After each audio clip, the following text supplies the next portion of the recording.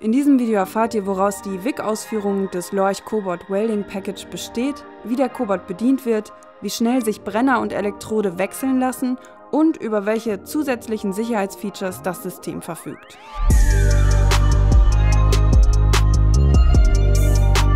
Das WIG Cobot Welding Package besteht einmal aus dem bewährten UR10 Cobot Roboter,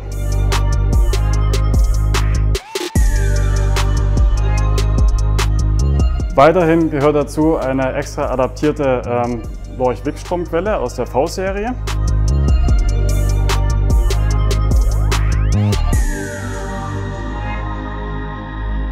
Sowie ein Kaltdraht-Vorschubkoffer für das WIG-Schweißen mit Zusatz.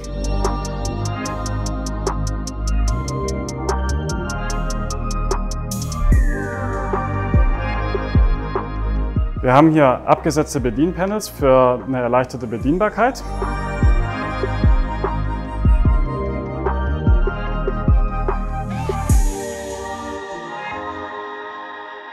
Und als weitere Besonderheit einen eigens entwickelten Cobot WIG-Brenner mit Bajonettverschluss für erleichterten schnellen Elektrodenwechsel.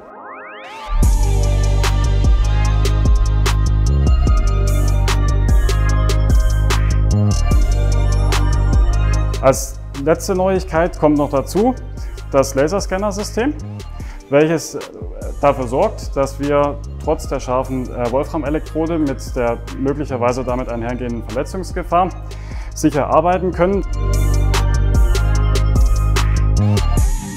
Dazu gehört auch das Bedienpult, welches abgesetzt ist.